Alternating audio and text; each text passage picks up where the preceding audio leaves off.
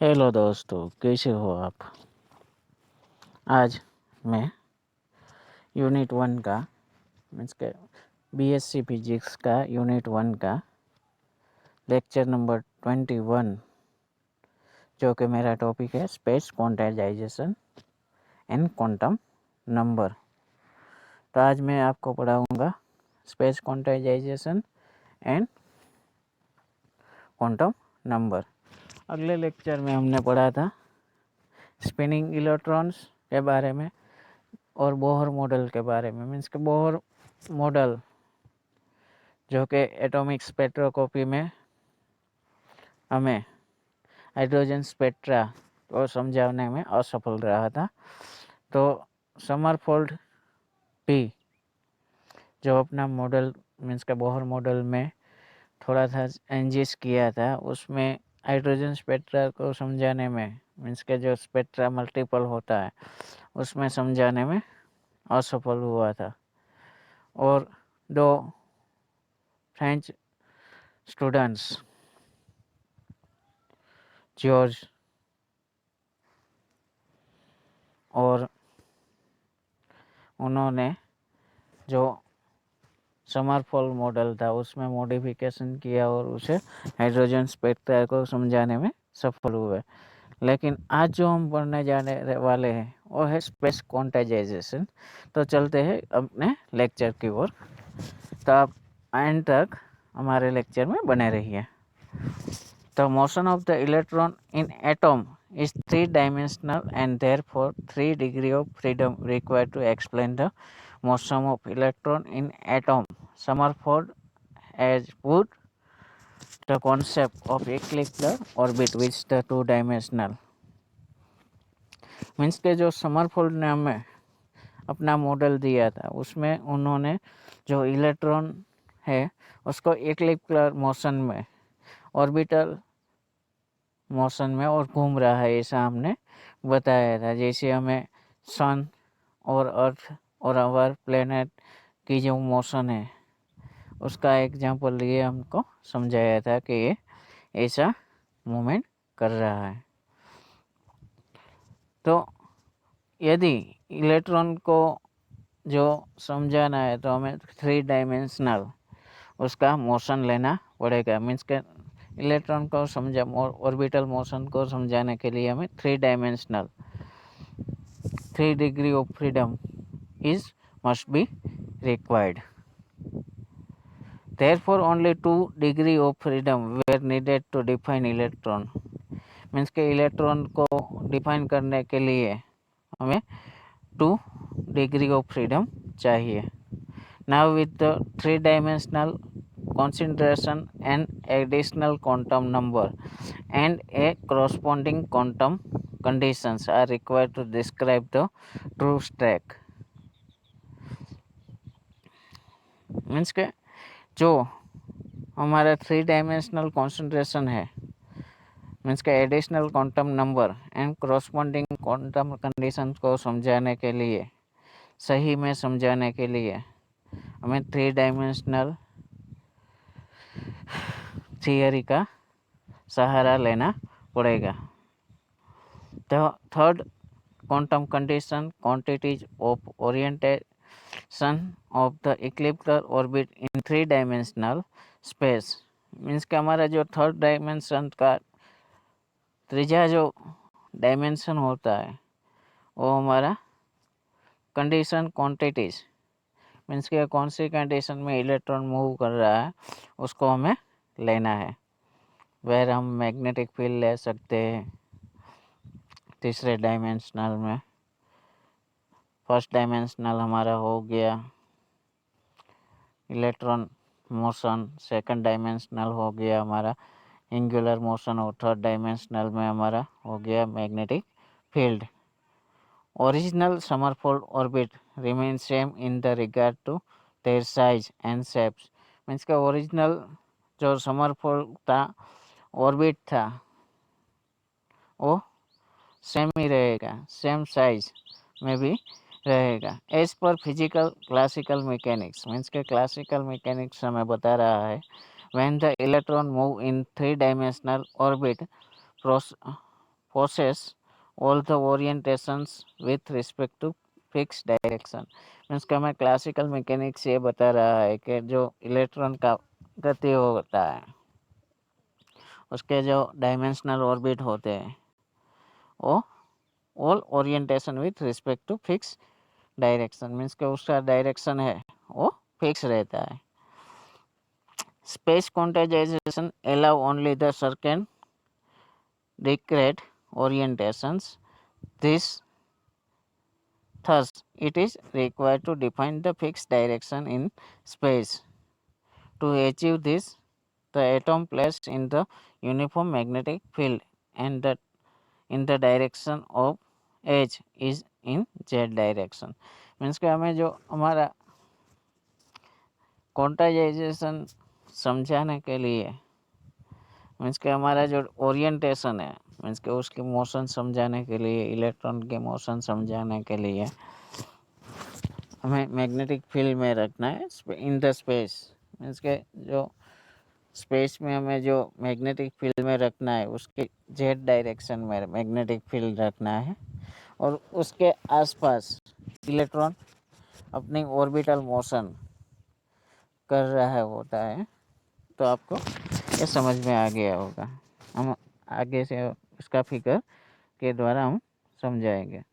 Obvious that an electron revolving about the nucleus is minute circuit loop and has magnetic field like that magnetic dipole। Means कि हमारा जो electron nucleus होता है उसके आसपास एक current loop and magnetic field dipole create करता है। मीन्स कि हमने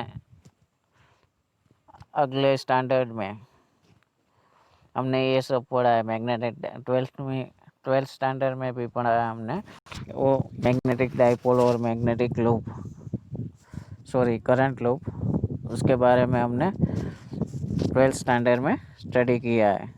Hence the atomic electron that possess angular momentum p theta which is normal to plane of orbital and interact with the external magnetic field H। जो हमारा electron का angular momentum होता है उसका जो वेगमान होता है एंगुलर वेगमान कोणीय वेगमान जिसे बोलते हैं वो हमारा जो नॉर्मल प्लेन होता है उसके जो ऑर्बिट है उसके साथ ही एक्सटर्नल मैग्नेटिक फील्ड जो हमने अप्लाई किया है उसके अगेंस्ट होता है। The angle between the field direction and the direction which is perpendicular the plane of the orbital assume to be theta. Means कि हमारा जो मैग्नेटिक फील्ड है और जो हमारा इलेक्ट्रॉन का फील्ड है मीन्स के ऑर्बिटल फील्ड है वो दोनों 90 डिग्री पे होते हैं जो हम फिगर में देख सकते हैं। हमारा ये जो एच वेक्टर है मैग्नेटिक फील्ड और precision of angular momentum vector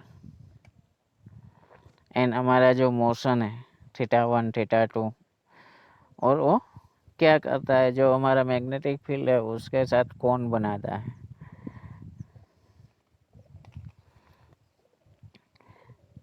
In presence of magnetic field the plane of the orbit process about x direction that exactly ideal to the precision of the mechanical top in the gravitational field and this precision of angular momentum vector generates the cone about h direction। जो हमारा magnetic momentum होता है जो हमारा orbital motion होता है वो एक डायरेक्शन से exactly identical precision of mechanical top gravitational field के साथ हमारा एंगुलर मोमेंटम वेक्टर है वो कौन बनाएगा।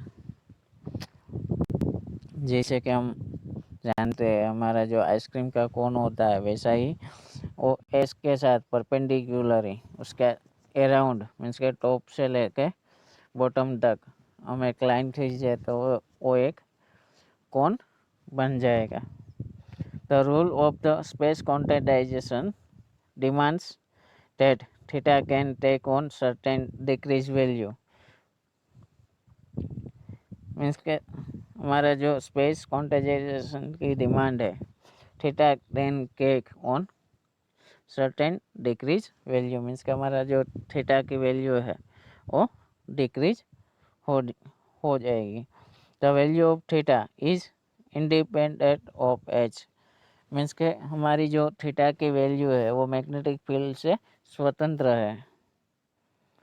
The applied external magnetic field but the precision rate of directly concentrated with field strength H, लेकिन हमारा जो एक्सटर्नल मैग्नेटिक फील्ड है जो हमने अप्लाई किया है उसके साथ प्रिसीजन्स मीन्स के चौकस सचोट रेट से directly concentrated with field strength, जो हमारा मैग्नेटिक फील्ड की स्ट्रेंथ होती है, तीव्रता होती है, उसके साथ डिपेंडेंट रहता है। Figure 3 illustrate precision of angular momentum vector about the direction of applied magnetic field in z direction for two different angle theta 1 and theta 2। जो हमारा फिगर 3 हमें बता रहा है कि precision of angular momentum vector about the direction of applied external magnetic field of z direction with two different angle theta 1 and theta 2। The total angular momentum of the electron remain constant through the period of motions, means कि हमारा जो motions में होगा तब angular momentum है हमारा वो constant रहेगा। As the result, its projection on the field direction must also be constant there quantization angle take place, means कि हमारा जो क्वांटाइजेशन एंगल है पी थीटा वो हमारा कांस्टेंट रहेगा। This effect reduce only if the H is reduce to 0, means के this effect means के वो जो इफेक्ट था हमारा एंगुलर मोमेंटम का, जब हम हमारा एक्सटर्नल मैग्नेटिक फील्ड है उसे 0 करेंगे तो 0 हो जाएगा। Thus, introduction of the spin of the electron and space quantization has opened up new vision of explaining the atomic structure and introduced new quantum number। Means के हमारा जो introduction off spin off electron, means के electron की जो spin होती है, आप लोग जानते हो कि इलेक्ट्रॉन है, जैसे कि समरफोल्ड ने बताया था, बोहर ने बताया था कि हमारा जो इलेक्ट्रॉन होता है या न्यूक्लियस के आसपास घूमता है और जो घूमता है, जैसे कि सन के आसपास मान लीजिए कि सन है वो न्यूक्लियस है एटम का और इलेक्ट्रॉन है वो प्लैनेट्स है, और जिस तरह से घूम रहा है आपको पता है कि वो 365 डेज में एक पूरा चक्कर लगा रहा है। ऐसे ही इलेक्ट्रॉन है वो उसके आसपास न्यूक्लियस के आसपास पूरा चक्कर लगा रहा है।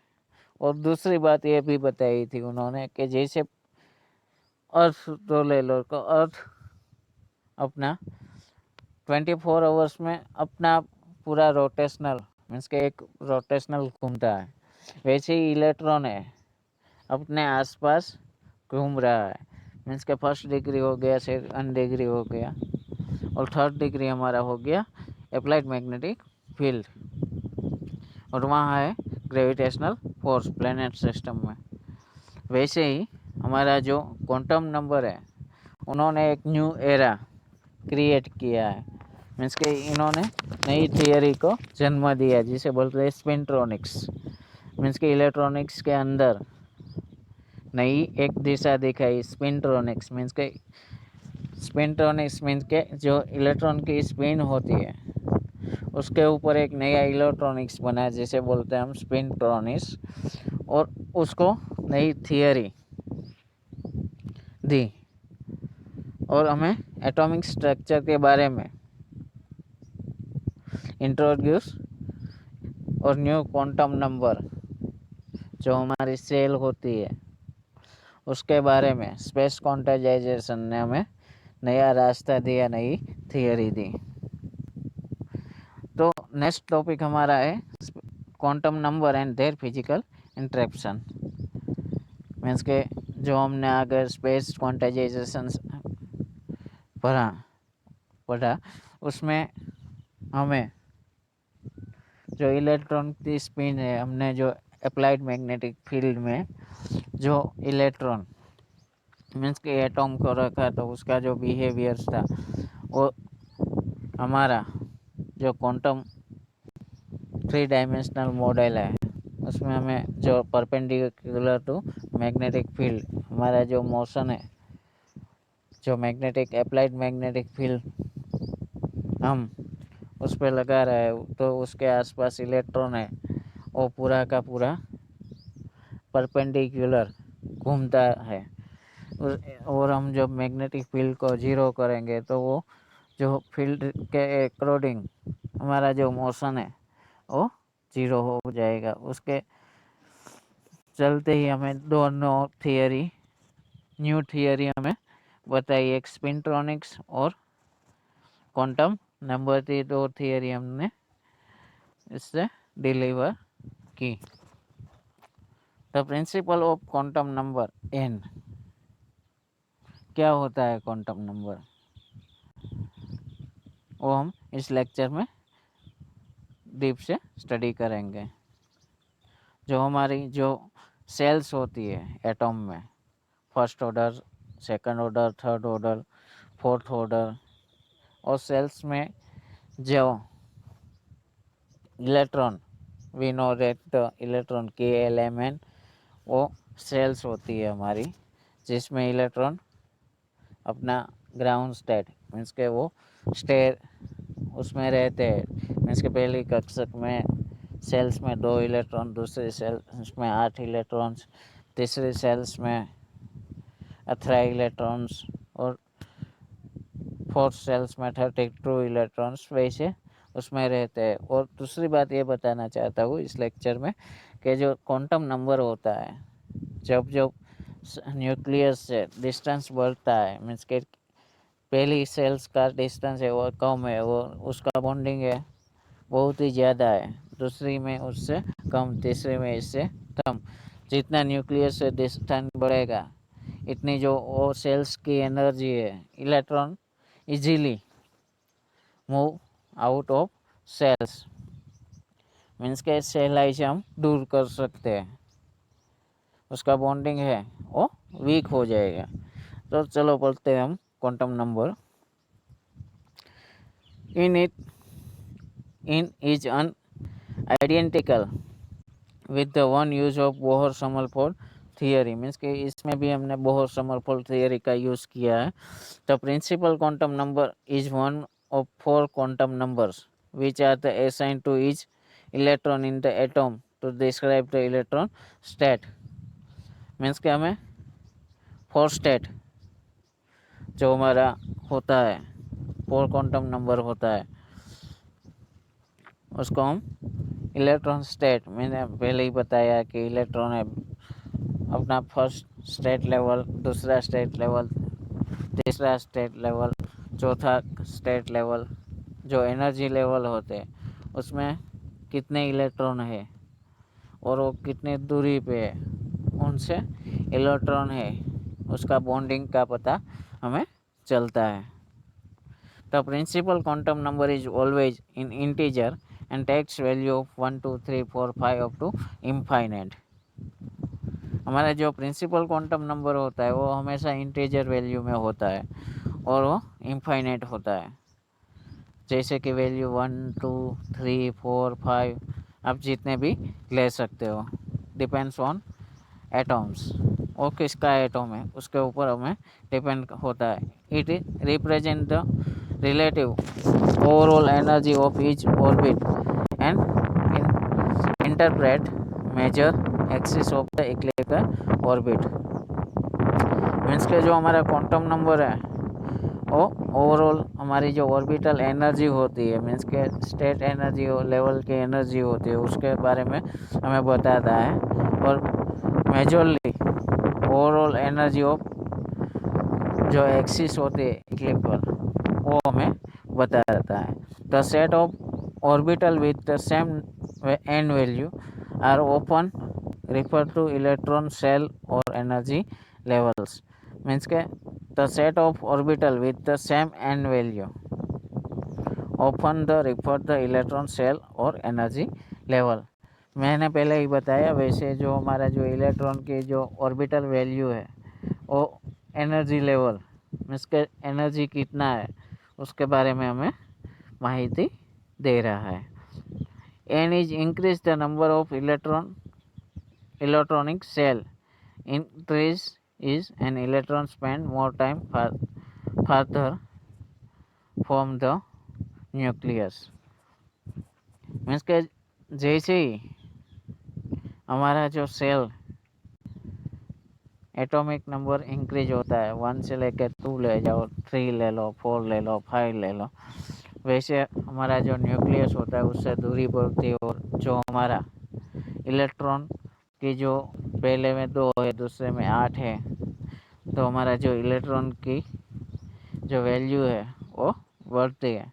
और इलेक्ट्रॉन जो घूमता है उसका टाइम भी स्पेंड होता है। In the n increases the electron also higher potential energy and it is therefore less tightly bond and nucleus। Means के जैसे ही एनर्जी लेवल मीन्स के पहले से लेके दूसरे वाला जो इलेक्ट्रॉन होता है वो पहले से ज़्यादा एनर्जी होती है उसमें, और दूसरे से तीसरे वाले को ले लो तो तीसरे में दूसरे वाले से ज़्यादा होती है और पहले वाले से बहुत ज़्यादा, लेकिन जो उसका बॉन्डिंग कैपेसिटी होता है वो वीक होता है, मीन्स के वो कम हो जाता है और इजीली उसे हम तोड़ सकते हैं। It also found that the binding energy of the electron decrease as N increase. Means के दूसरी बात हमें पता चल गई इससे कि जैसे ही आप जो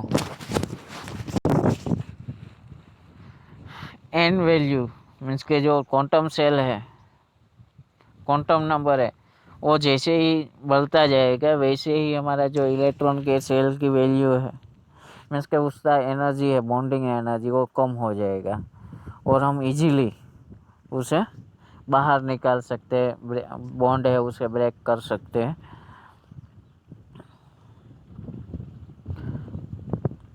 तो notion of this periodic table, in the notion of periodic table the main cell of electron are labeled।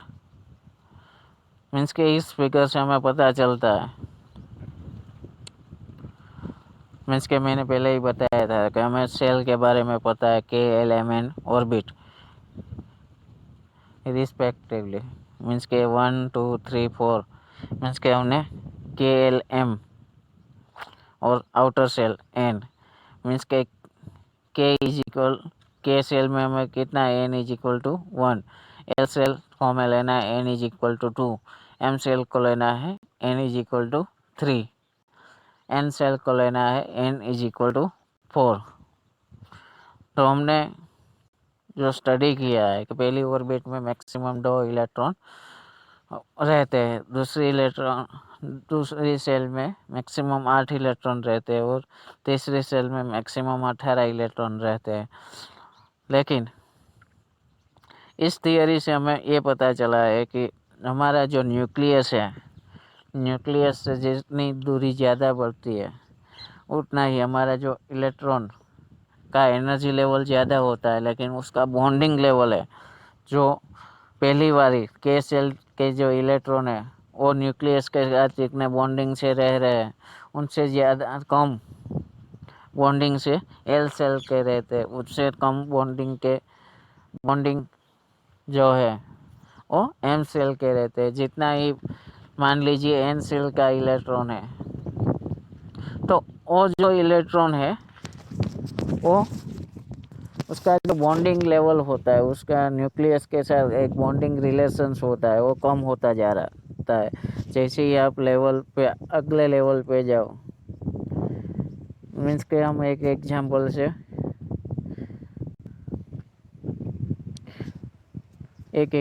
से हम इस थियरी को हम समझने का प्रयत्न करेंगे। मान लीजिए कि एक ऐसी डिवाइस है, मीन्स के क्लासिकल मैकेनिकल का एग्जांपल लेते हैं।